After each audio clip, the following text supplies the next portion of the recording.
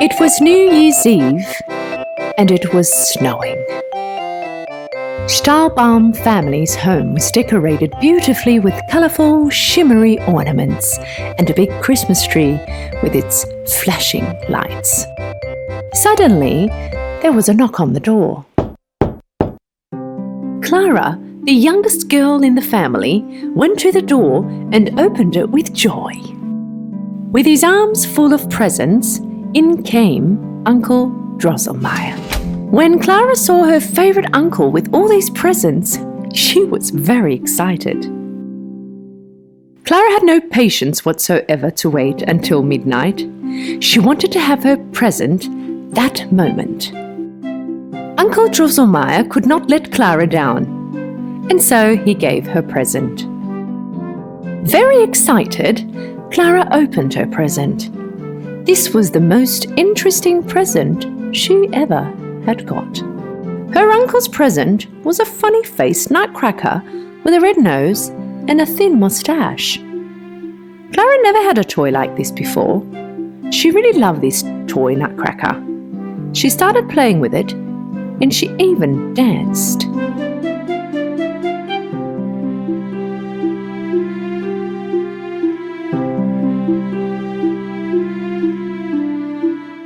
Clara's naughty brother Fritz, on the other hand, did not like his present, and so he threw it away.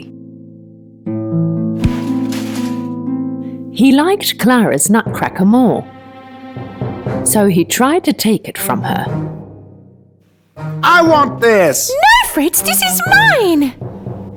At last, he managed to take the nutcracker from Clara's hand and went upstairs. Hey, Fritz, hurry up and give my toy back. You go and play with your own toy. I never liked that mouse. This should be mine. Fritz, please don't. Give back my nutcracker. Here you are. And what does Clara see as she approaches to get the nutcracker? The arm of the toy was broken right there on the ground. Clara got very upset and began to cry.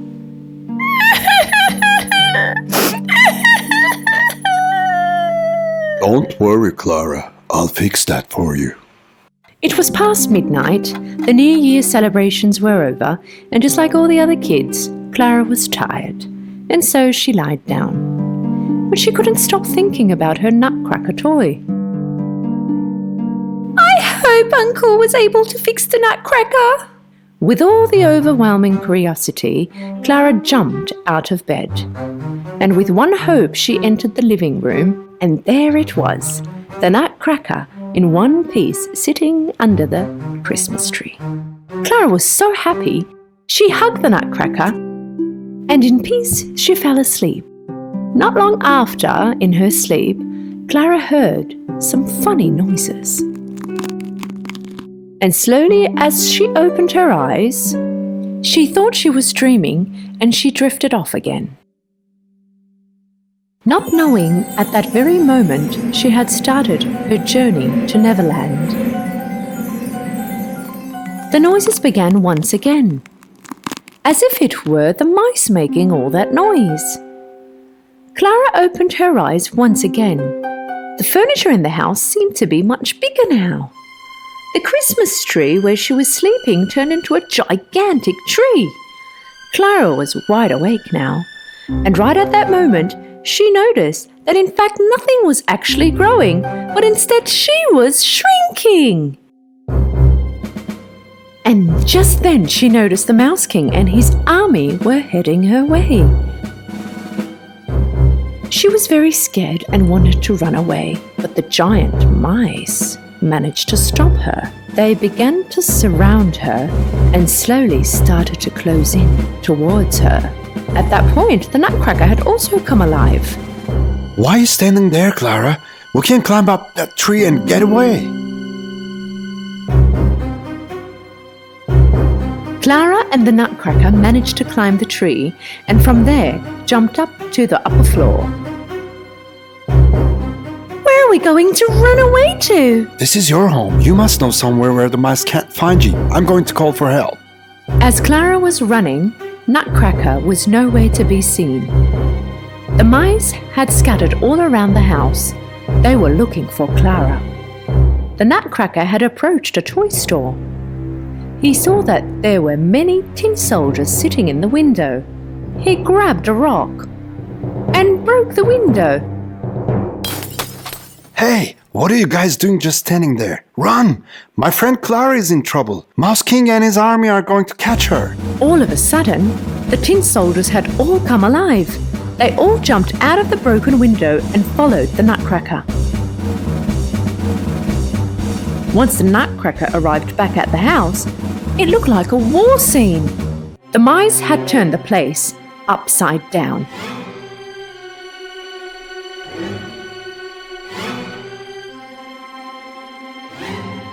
The Nutcracker and his soldiers pulled out their swords and began to fight Mouse King and his army. Unfortunately, there were more mice than the tin soldiers. Most of the tin soldiers were wounded. The Nutcracker was in bad shape himself. He was wounded in several areas. Clara got out of where she was hiding. She knew she had to do something, but as small as she was, she knew that this was impossible. Mouse King approached the Nutcracker and drew his sword towards his face. With great panic, Clara yelled and threw her shoe at the Mouse King. Ew! There, you dirty mouse! The shoe flew and it hit Mouse King's head. Unconsciously, the Mouse King dropped to the ground. Seeing their king drop to the ground, the mice accepted the fact that they had lost. And so they carried their king out of the living room and left. Clara ran to the Nutcracker.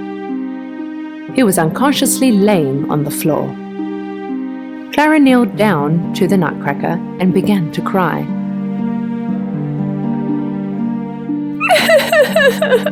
Nutcracker, wake up! Suddenly, a fairy appeared behind Clara. With her blue outfit, wings, and her lollipop wand, she was an extremely sweet fairy. The fairy couldn't stand the sight of Clara's tears, and so she used her magic. And right at that moment, the Nutcracker transformed into a handsome prince. With amazement and happiness, Clara found herself looking at the prince. The handsome prince reached out his hands and they began to dance. This was a magical dance. Clara noticed that at that point she began to float in the air.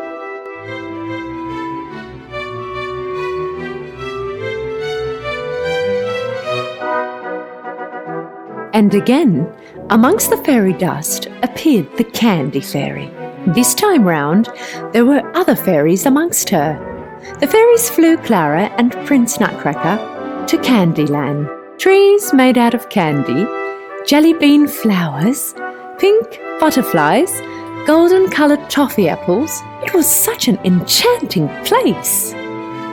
Clara began to tell her story and all that had happened. I know everything that's happened. Don't worry, Clara. You are safe with us. Soon later, a peaceful sound of a flute surrounded the atmosphere. And so fairies and colourful flowers began to dance. Short while later, the Nutcracker and Clara joined the dance. All around you could see dancing colourful trees, lollipops and candy. Clara and the Nutcracker Prince suddenly realised that they were on stage. After the unique sound of the flute had ended, Clara looked around. She was on stage. The audience in front of her was applauding. Clara bowed to the audience. With happiness, she closed her eyes. Clara? Clara! Right at that moment, with the sound of her mother's voice, she opened her eyes. She rubbed her eyes and looked around. Later, noticed the Nutcracker toy was on her lap. With great confusion, her mother was staring at her. Little did she know, Clara was also lost in confusion. Darling, did you sleep here all night? Mother, but everything seems so real. With the happy thought of returning back to her dream, Clara closed her eyes. It was a cold and snowy New Year's night. The people were passing by with their warm coats, gloves and scarves. They were all in a rush to get somewhere. Some were late and rushing to get home, and some were going to a venue to celebrate the new year. Children were running around on the streets throwing snowballs to each other. Of course, they were the ones enjoying the snow the most. They were playing with each other and laughing hysterically. But on the streets, there was a girl, different than the ones that were playing. This little girl was standing in the middle of the street, watching the other kids play. She did not have a hat to protect her from the cold like others. Her clothes were light and ripped, and the slippers on her feet didn't fit her right. They were big. She was holding a box in her hands, shivering from the freezing cold. The little girl barely noticed a car coming right at her. Hey kids, stay on the side of the road, you're gonna get run over! The little girl threw herself on the sidewalk that second. But while she was running, the very big slippers on her feet flew off. When she was on the sidewalk, she turned around and looked. She saw a boy running with her slippers. My slippers! She yelled and ran after him, but the kid ran away fast. Hey, stop!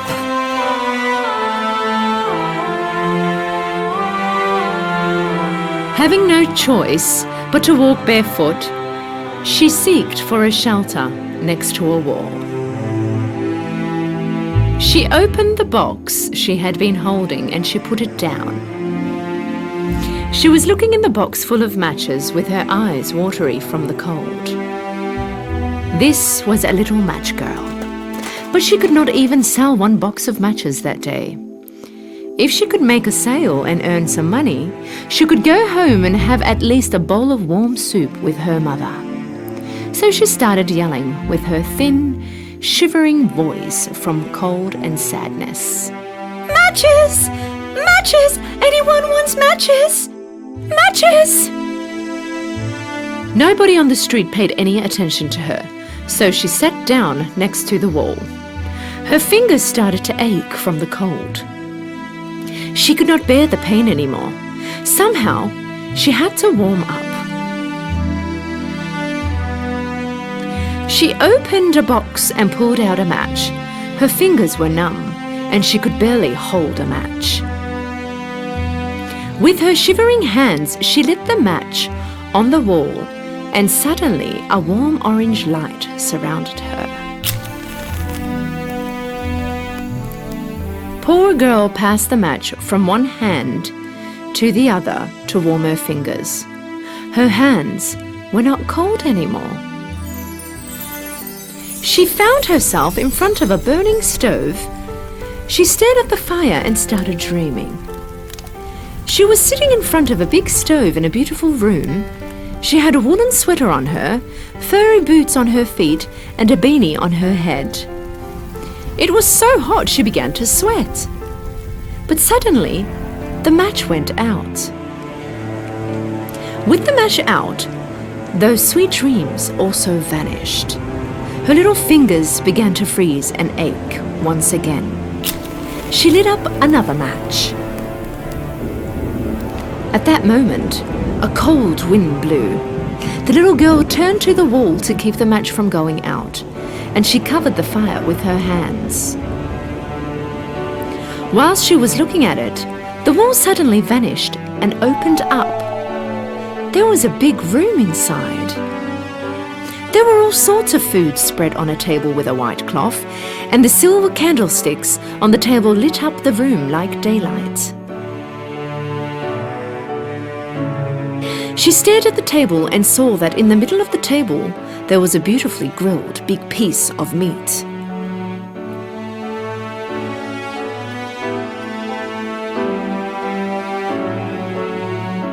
She immediately ripped a piece of it and put it in her mouth.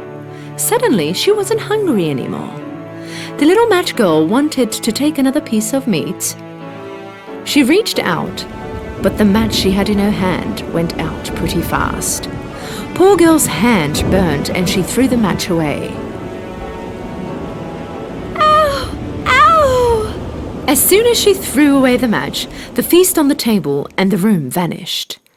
The wall reappeared. Little match girl lit another match. Now she was in an even bigger dream.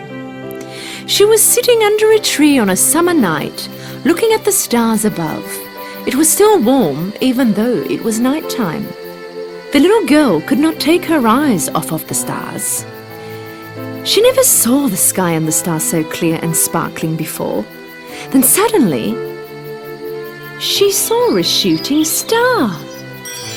She thought to herself, "There goes another one of us flying into eternity." These are actually her grandmother's words. At that moment, she saw her grandmother appear.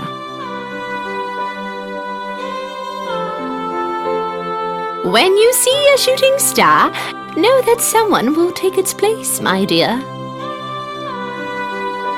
Her grandmother was visible for a brief moment, and then when she disappeared, the little match girl called after her. Grandmother, stop! Don't go! Don't go, please! I really missed you! To see her grandmother one more time, she lit up another match. She forgot how she was freezing from cold in the middle of the street and started dreaming once again. Every time she lit up a match, she felt as if she was seeing her grandmother and hearing her voice. The little girl lit up another match. Her surroundings lit up like daylight. She never saw her grandmother this beautiful before. Her loving face made her forget all the cold and bitter days she had ever been through. She did not want this moment to finish, so she lit up the final match in a hurry. Her grandmother appeared in front of her again. She reached out her arms to hold the little match girl's hand. They started to fly up into the sky together. The little girl felt a sudden relief. There was no cold or hunger anymore. At that moment, another shooting star went on by.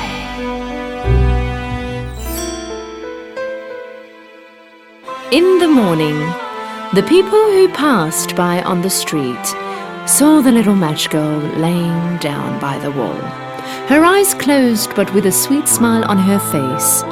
She had a lot of burnt matches around her.